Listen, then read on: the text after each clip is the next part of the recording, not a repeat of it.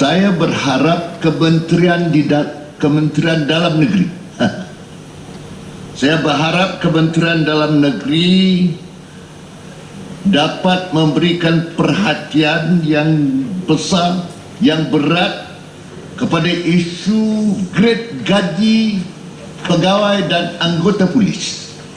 Saya juga menyeru pihak Suruhanjaya Perkhidmatan Polis SPP perlu segera menyediakan laporan gaji kepada Jabatan Perkhidmatan Awam JPA.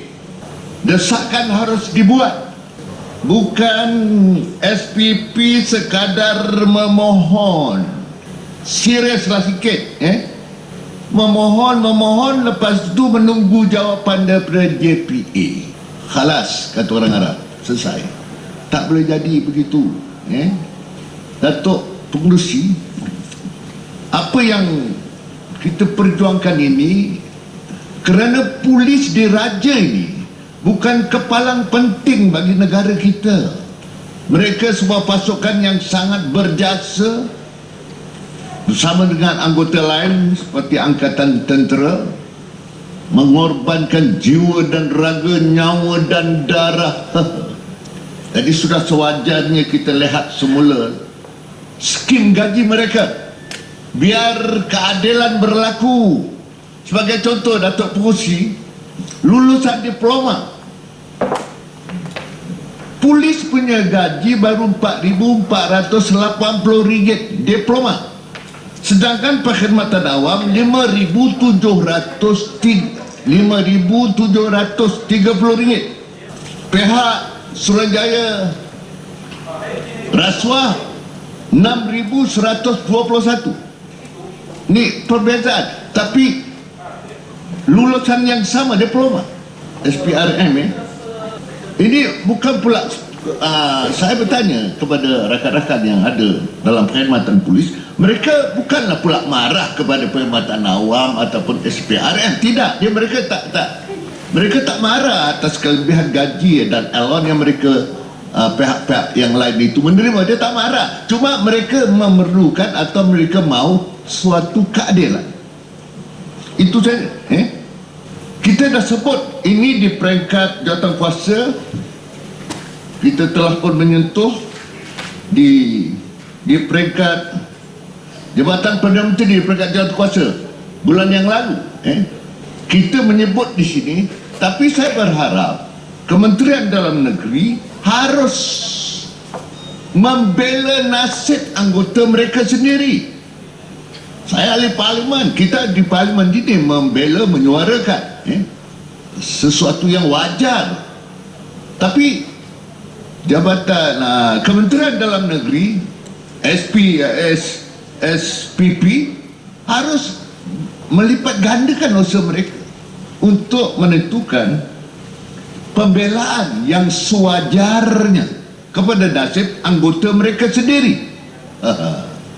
Ini bukan nak marah sesiapa, bukan nak mengecam sesiapa, tapi nak memberikan semangat kepada Kementerian Dalam Negeri dan juga SPP. Tolonglah serius sikit ambil perkara ini. Gaji polis diraja Malaysia yang saya dipahamkan, Datuk Pengerusi, lebih rendah daripada gaji polis di negara-negara yang lain. Jadi sudah sampai masanya SPP merangka gaji dan elon anggota polis, dan anggota polis hendaklah mempunyai skim gaji yang tersendiri.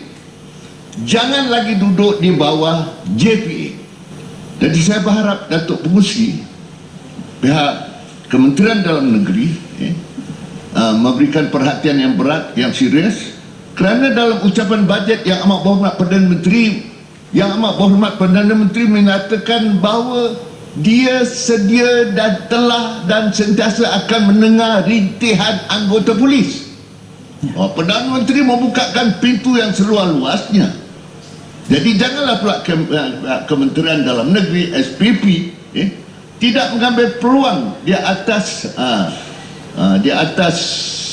bagaimana seorang Perdana Menteri ingin sangat mendengar rintihan polis, dan kalau yang amat hormat Perdana Menteri mendengar dan ingin mendengar rintihan anggota polis, sudah barang tentu insya-Allah kalau ada usaha yang bersungguh-sungguh, ini akan dapat dijayakan. Jangan lupa, Dewan Yang Mulia ni saya mengingatkan, Polis Diraja ni 200 lebih umurnya, bertugas, berkhidmat 200 lebih untuk kepentingan bangsa, agama dan negara dan rakyat.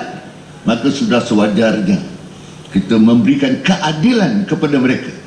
Ini soal keadilan, memberikan keadilan kepada mereka. Datuk, Macam mana pula yang berkhidmat masa darurat? Banyak yang mati tu, khidmat tak sebut juga.